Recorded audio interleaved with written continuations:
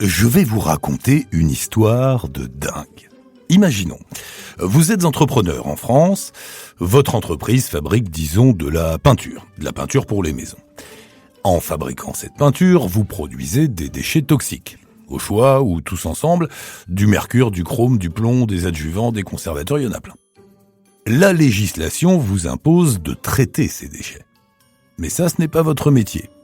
Vous faites donc appel à une société spécialisée qui viendra chercher vos déchets dans des containers pour les emmener dans un centre de traitement où ils seront recyclés ou détruits en respectant des procédures qui permettent de polluer le moins possible. Vous payez l'entreprise chaque mois. Peut-être que vous le savez, peut-être que vous ne le savez pas, mais vos déchets ne sont pas recyclés, ni détruits dans les règles. Ils sont déversés dans une rivière. Ils sont enfouis dans une vieille carrière, abandonnés dans un dépôt en ruine ou tout simplement là, dans une forêt. C'est tout bénef, comme on dit, l'entreprise facture une prestation qu'elle n'accomplit pas. Les déchets pourriront là où on les abandonne pour les siècles à venir. Ils empoisonnent les sols, les végétaux, l'air, les nappes phréatiques, les rivières, tout. La plupart du temps, ça se passe dans le sud de l'Italie, dans la région de Naples. Ces entreprises de traitement de déchets toxiques sont totalement bidons. Elles n'existent que sur le papier, et les papiers sont des faux. Et ces entreprises qui n'existent pas appartiennent à la mafia. C'est elles que vous payez chaque mois. On appelle ça l'éco-mafia. C'est un business énorme qui rapporte, selon une ONG italienne, plus de 15 milliards d'euros chaque année, qui concerne des dizaines de millions de tonnes de déchets et dure depuis les années 80. C'est pour ça que le sol du sud de l'Italie est complètement pourri, que les cancers se multiplient, surtout chez les enfants, et il faudra des décennies, des générations, pour tout nettoyer. Podcast Story. L'un des premiers à raconter cette histoire, c'est le journaliste Roberto Saviano. Saviano, ce nom ne vous dit rien ? Si je vous dis que c'est le type qui est traqué par la mafia depuis 2006, qui vit sous protection policière depuis toutes ces années, change tout le temps de ville, de pays, d'hôtel pour échapper aux tueurs. Grand, mince, chauve, une barbe brune d'une semaine, toujours avec une veste et une chemise sans cravate, un regard sombre, des sourcils épais, les joues creuses. Saviano, le journaliste écrivain italien qui a écrit Gomorra. Ah, là ça vous parle Gomorra. Le livre, le film, la série télé. Eh bien Gomorra, c'est lui. Et Gomorra lui a coûté sa vie. Gomorra l'a transformé en cible. Depuis ce livre, sa tête est mise à prix. Je vais vous raconter comment c'est arrivé. L'élément déclencheur qui a entraîné tout le reste, c'est un meurtre. Un élément déclencheur dans le jargon des scénaristes, c'est l'événement qui va pousser le héros sur la route de l'aventure. Dans le cas de Roberto Saviano, c'est un meurtre. Il naît à Naples en 1979. Sa mère est professeure, chercheuse, elle dirige le musée royal de minéralogie. Son père est médecin. Un matin, en 1991, il a 12 ans. Il accompagne son père dans un bistrot où il joue au loto sportif. Son père est penché sur le comptoir, il coche les cases sur la grille. Roberto entend du bruit, il se tourne et voit passer un homme qui court, le visage effrayé. Et quelques secondes plus tard, un autre homme apparaît, il poursuit le premier, un pistolet à la main. Roberto sort du bistrot et il voit la scène. Le fuyard s'est couché sous une voiture. Il a peur, il panique, il se pisse dessus. L'urine s'écoule sous la voiture, le tueur la voit, il se penche, il passe le pistolet entre les roues et il tire. Et c'est maintenant du sang qui s'écoule, qui se mêle à l'urine. C'est Saviano lui-même qui raconte cette scène dans sa biographie parue en bande dessinée. Roberto Saviano a maintenant 20 ans. Il est étudiant en philosophie. Depuis qu'il a assisté à cette exécution, il s'intéresse, il se passionne pour la criminalité à Naples et dans les environs. Il cartographie les homicides, il suit les procès, il fréquente les salles d'audience, il lit des milliers de pages de rapports de police. C'est une passion morbide qui ne le lâche pas. Ce monde d'une violence inouïe, décomplexée, c'est le sien. C'est son monde, c'est sa terre. Il veut comprendre. Il termine ses études, il devient journaliste à 50 € la pige, et il donne des cours particuliers pour assurer les fins de mois. Et en parallèle, il poursuit inlassablement son travail sur les réseaux criminels. Il fréquente les gangs et les dealers, il s'intègre peu à peu, il vit avec eux dans leur quartier, il se balade comme eux sur son scooter. Il écoute les fréquences des radios de la police et il fonce sur les scènes de crime. Il observe. Saviano devient un spécialiste ex-mafia. Mais son ambition suprême, c'est écrire. Il veut devenir écrivain. Et il rame. Oh là là, il rame, il cherche des intrigues, il crée des personnages, mais ça prend pas, il n'y arrive pas. Il paraît que c'est un critique littéraire qui lui ouvre les yeux. L'homme se nomme Goffredo Fofi. Et c'est lui qui lui conseille d'arrêter de s'acharner à inventer des fictions. Pourquoi ne pas raconter la réalité ? Le monde dans lequel il vit, qui est là, autour de lui, ce monde qu'il observe scrupuleusement, presque de l'intérieur depuis toutes ces années, le monde de la mafia locale, de la Camorra. Raconte ça. Raconte la Camorra napolitaine. Dis au monde ce qu'il se passe dans cette ville, sans fioriture. Dis la réalité. Et c'est ce qu'il va faire. La réalité, crue, moche. Sale comme l'urine et le sang mélangés qui coulent dans un caniveau sous les yeux d'un gamin de 12 ans. Pour écrire Gomorrah, Roberto Saviano s'inspire de l'écrivain américain Truman Capote. Truman Capote publie le livre 200 francs en 1969. Il s'agit d'un fait divers réel. 2 losers font un cambriolage dans une maison isolée, les choses tournent mal et ils tuent toute la famille, 4 personnes, les parents et les enfants. Ils sont arrêtés, condamnés à la peine de mort et exécutés. Truman Capote écrit le livre comme un roman et il invente un style que l'on nomme aujourd'hui le non-fiction novel, le roman qui n'est pas une fiction, le roman dans lequel tout est vrai. Le lecteur est pris par l'histoire comme s'il lisait une fiction, sauf que non, les faits racontés, les personnages, les décors, les tragédies sont bien réels. C'est ce style qui explique en partie le succès du livre Gomorrah. On suit le narrateur comme on suit une aventure dans un monde violent, rude, vulgaire, le monde de la Camorra. Mais on ne peut pas détacher ses yeux du livre. Et on est très loin de l'image romantique, quasi glamour, que le film Le Parrain nous a donné des mafieux. Non. Dans Gomorrah, les héros sont des types sans foi ni loi qui ne respectent qu'une chose, l'argent. Ce sont des businessmen avant tout. Ils pratiquent une forme débridée et extrême du libéralisme économique. Transformer un produit, le stocker, le livrer dans le monde entier, le vendre à bon prix, prendre des parts de marché, faire des profits, réinvestir. C'est le commerce classique, la loi de l'offre et de la demande, tout ça. Mais ici, quand on dit éliminer un concurrent, c'est l'éliminer vraiment. On lui colle une balle dans la tête. D'ailleurs, un des fils conducteurs de l'œuvre de Saviano, c'est ce parallèle entre le libéralisme, l'économie de marché toute puissante, et la mafia. Pour lui, ce sont les mêmes. Guidés par le profit comme seul et unique objectif, dénués de toute éthique, vaccinés contre l'empathie, les chantres du libéralisme et les boss des mafias sont faits du même bois. Il ajoute qu'ils vivent en harmonie. Les mafieux utilisant les services de la finance, des banques et des fonds d'investissement pour blanchir l'argent du crime, tout le monde s'y retrouve. Saviano surnomme les mafieux les samouraïs du capitalisme.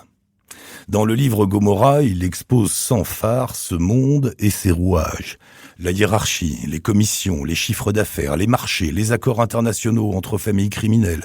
Il donne les noms, il explique comment l'économie mafieuse devient indispensable à notre société, comment elle s'infiltre partout, jusqu'à influencer les décisions politiques, notre mode de vie, nos valeurs. Et cette installation de la mafia dans la réalité de notre société est un danger.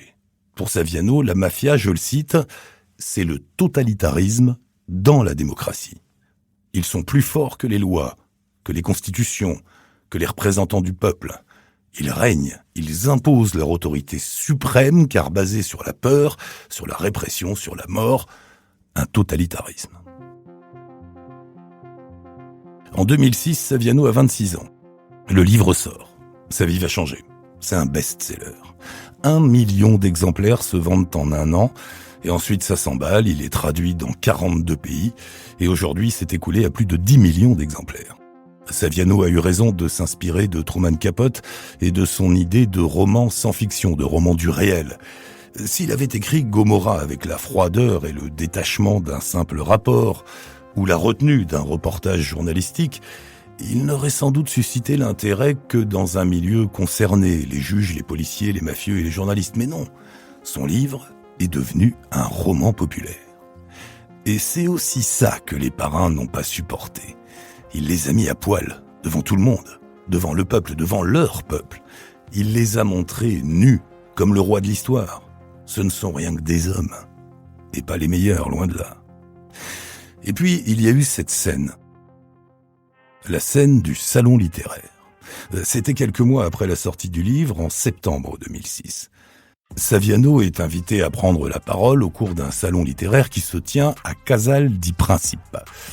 Casal di Principe, c'est une banlieue de Naples tenue par un clan extrêmement puissant, la famille Casalesi. Le salon littéraire se tient le jour de la rentrée scolaire. Saviano est sur l'estrade. Il va faire son discours. Devant lui, les premiers rangs sont occupés par des enfants, enfin des adolescents. Et Saviano remarque que les filles sont séparées des garçons. Chaque groupe d'un côté de l'allée centrale en fonction de son sexe. Ce détail le rend fou. Même ici, dans une école, la mafia impose sa vision de la société, impose ses règles ancestrales qui ne doivent pas exister dans un pays moderne, dans une démocratie comme l'Italie.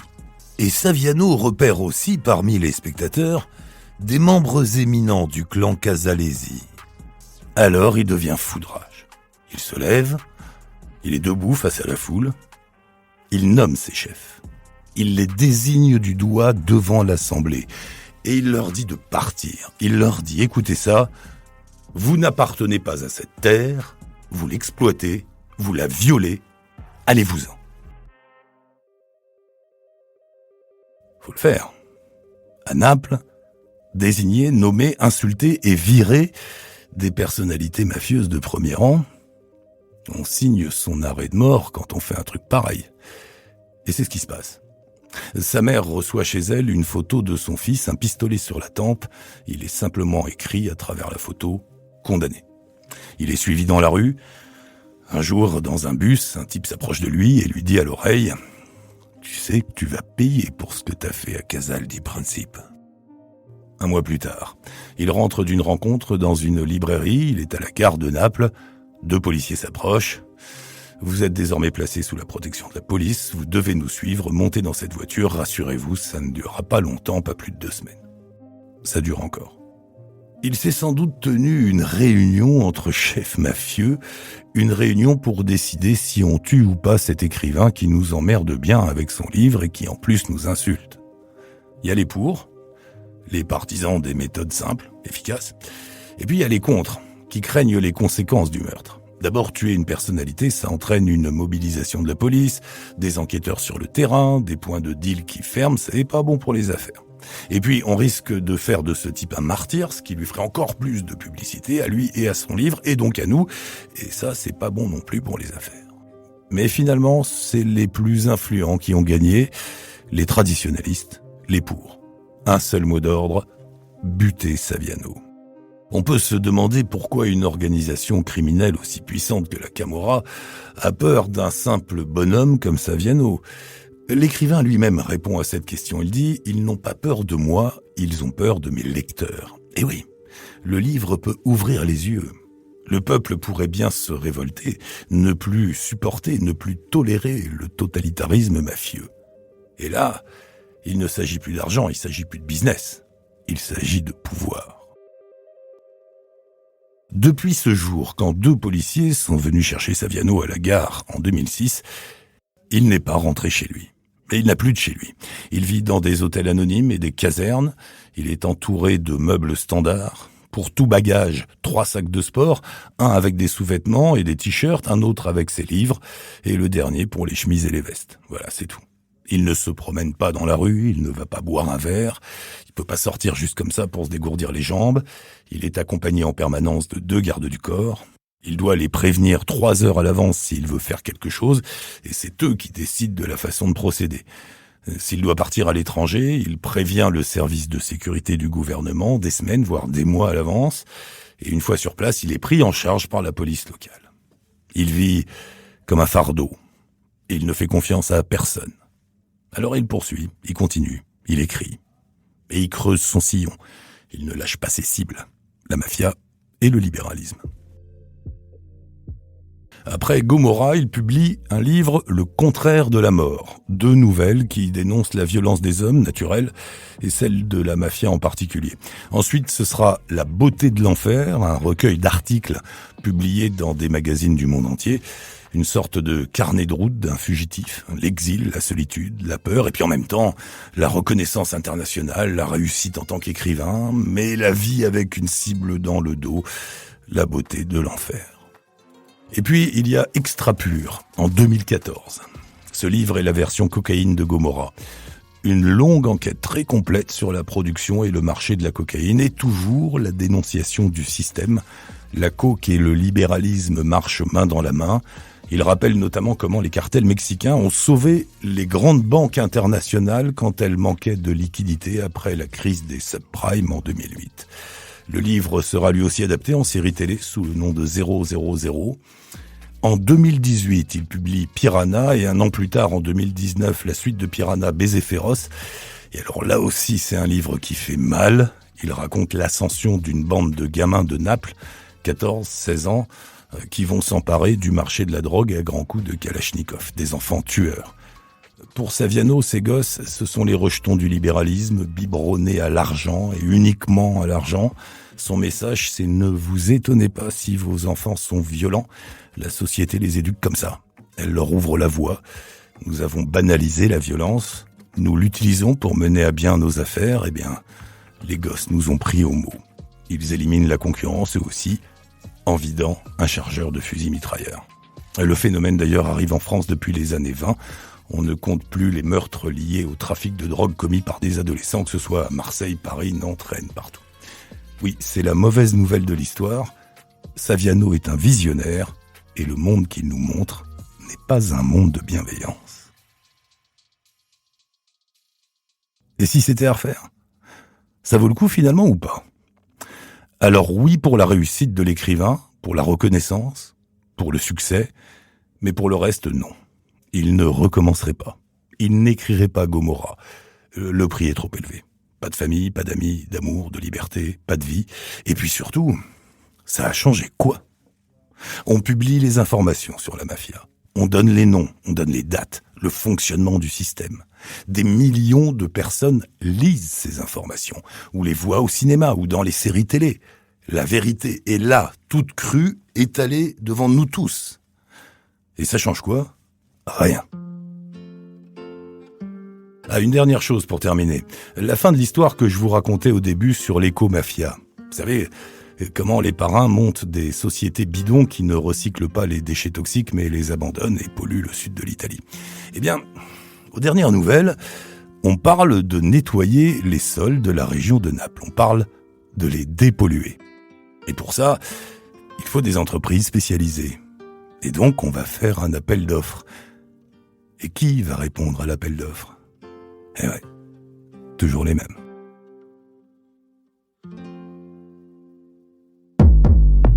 Podcast Story. On a tous une histoire à écouter. Ne manquez aucun épisode de Podcast Story. Abonnez-vous et mettez 5 étoiles sur Podcast Addict, Amazon Music ou Spotify.